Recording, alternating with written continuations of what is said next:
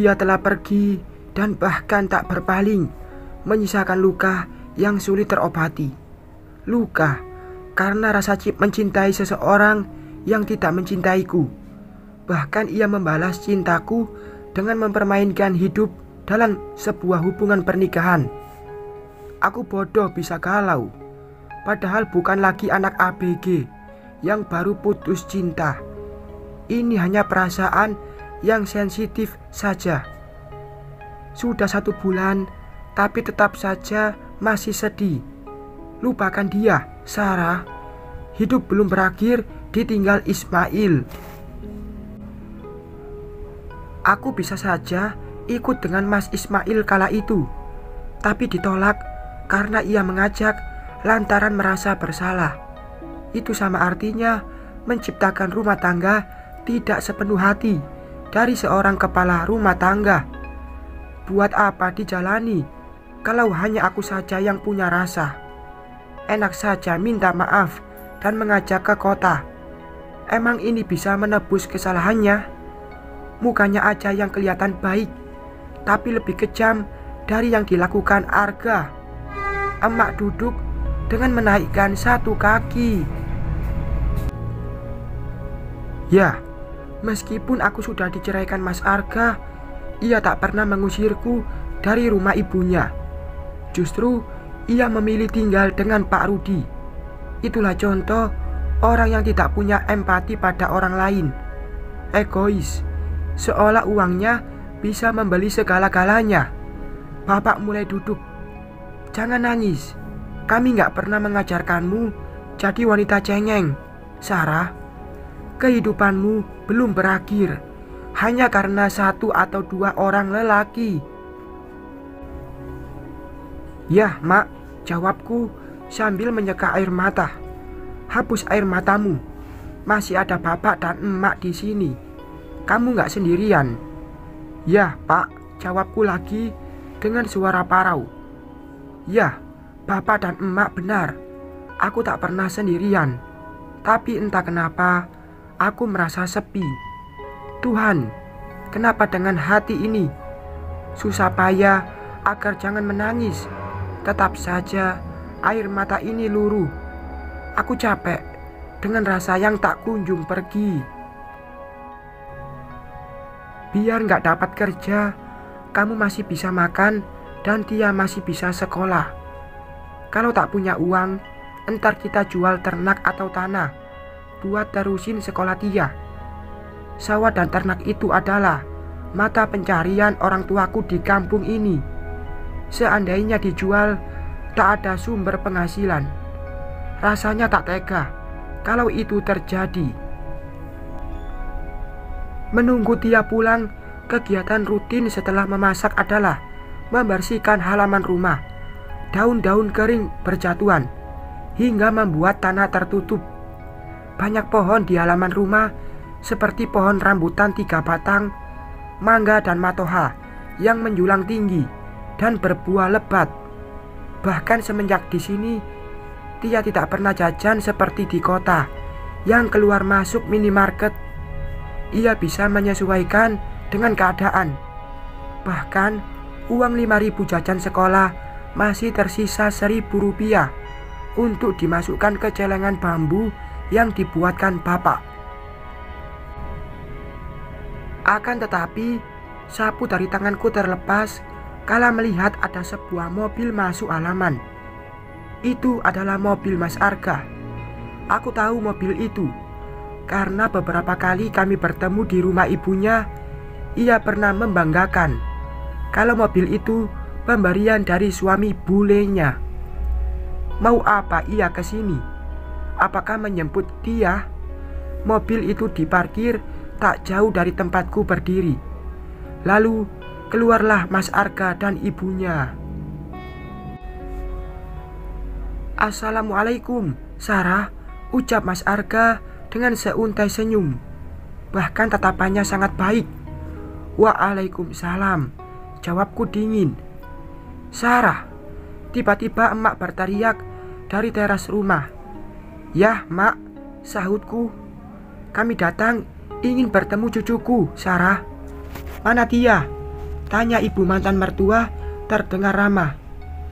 Tia sedang sekolah, Bu, jawabku. Oke, kami sudah datang jauh-jauh, masa nggak dipersilakan masuk?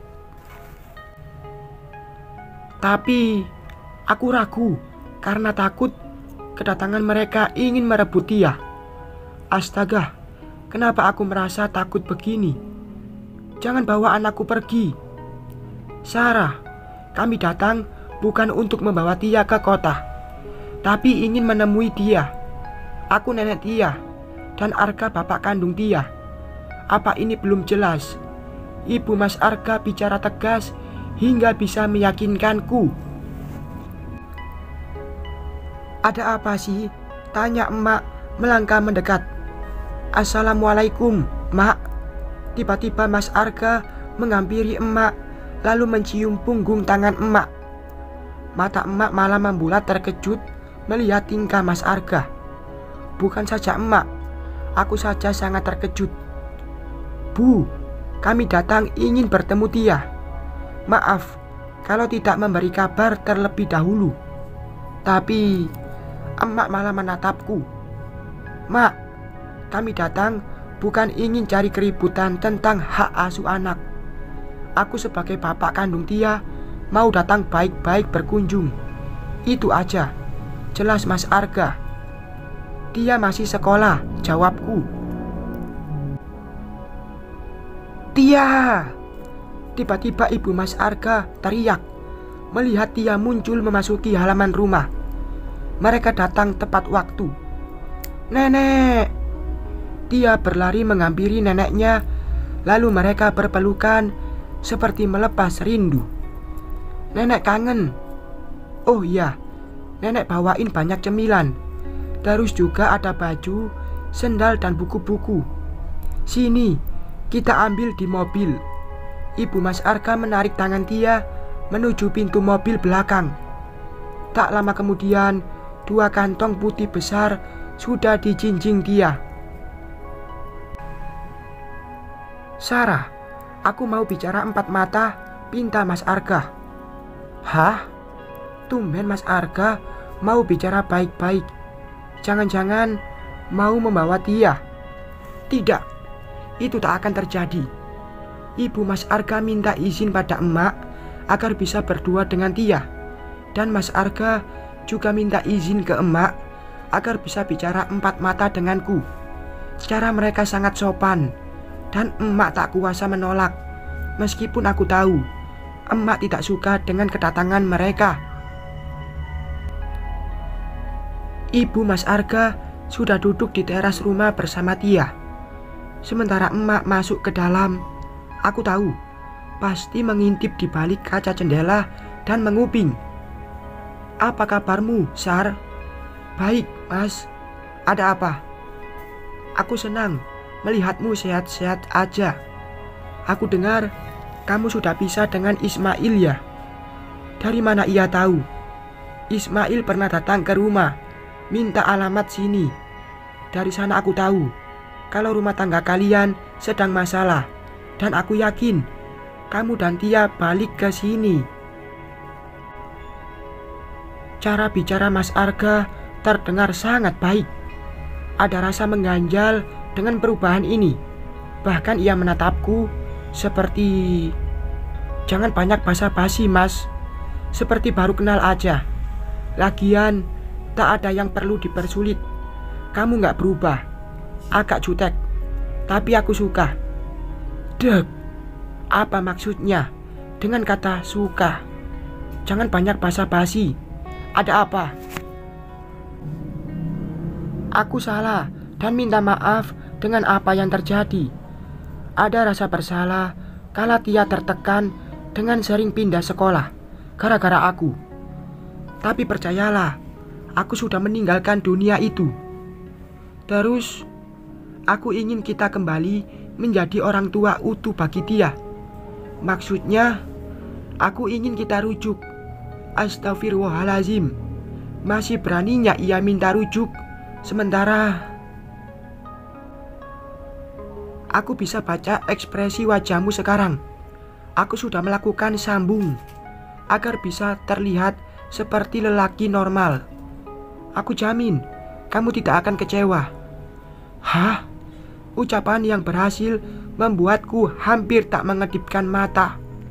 Kalau kamu gak percaya, boleh lihat kok. Sama kayak asli. Gak usah, jawabku spontan dan cepat. Kamu kan udah sering lihat dulunya. Ucapan ini terdengar geli dan menjijikkan. Dikiranya aku haus untuk itu. Aku tahu, mungkin kamu sangat terkejut. Aku datang ingin membicarakan itu dan juga ingin melihat dia. Aku tak akan tanya jawabannya sekarang, karena aku ingin kamu membicarakan ini pada Tia dulu. Tia pasti senang kalau kita kembali seperti dulu. Lalu Mas Arga menuju teras rumah. Tia, maafkan Papa ya. Papa janji akan berubah demi dia. Mas Arga memeluk putri kami. Tia hanya mengangguk sambil menatapku. Bisa jadi ia merasa kebingungan dengan sikap papanya. Mereka berpamitan pada emak, sementara bapak sedang di sawah. Setelah mereka pergi, aku bisa bernapas lega. Tak menyangka kalau kedatangan Mas Arga minta kami rujuk. Ya Tuhan, apalagi ini? Tak ada rasa yang tersisa buat mantan suamiku. Jika karena Tia aku harus rujuk dengannya, itu bukan sebuah alasan, karena Tia sudah besar dan cukup mengerti yang terjadi. Arga bilang apa, Sarah? Kok malah minta bicara empat mata? Minta rujuk, Mak, jawabku. Tak perlu disembunyikan, karena masalah ini juga pantas diketahui emak dan bapak. Emak sengaja menunggu Tia mandi agar bisa bicara leluasa. Dan bapak juga barusan pulang. Setelah tak lama, Mas Arga dan ibunya pergi. Rujuk? Apa nggak salah tuh? Apa ia sudah normal lagi hingga minta rujuk segala? Jangan-jangan mau menjadikan kamu mesin pencetak anak karena mereka kekurangan keturunan.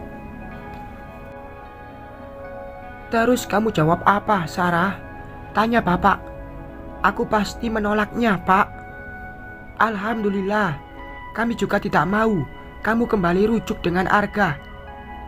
Penyakit susah sembuhnya. Tapi kan anunya sudah dipangkas, kok malah berani minta rujuk? Ternyata emak masih ingat dengan video viral mantan suamiku dengan selingkuhannya. Katanya udah punya sambungan palsu, Mak, jawabku. Apa? Suara bapak dan emak serempak dengan muka mangap. Ha. Emak langsung tertawa besar. Jadi Arga percaya diri minta rujuk karena anunya sudah disambung. Ya Tuhan, ada-ada aja ide mereka. Dikiranya yang palsu bisa bikin mantan istri balik. Ha. Hush, emak, jangan keras-keras, nanti terdengar Tia atau tetangga, tegur bapak. Rumah tetangga jauh, gak bakalan didengar. Tapi ini benar-benar lucu loh. Arga mau rujuk setelah anunya disambung. Ha. Aku juga ikut tertawa geli. Barang pusaka yang setengah tiang sudah utuh dengan ujung palsu. Apa yang disambung, Nek? Tiba-tiba Tia muncul setelah mandi yang masih memakai handuk. Spontan kami langsung terdiam. Akan tetapi tiba-tiba ponselku berdering karena ada pesan masuk. Syukurlah agar bisa mengalihkan pembicaraan ini. Alhamdulillah, aku diterima kerja di panti asuhan itu, Mak, Pak. Soraku dengan rasa teramat senang. Bersambung.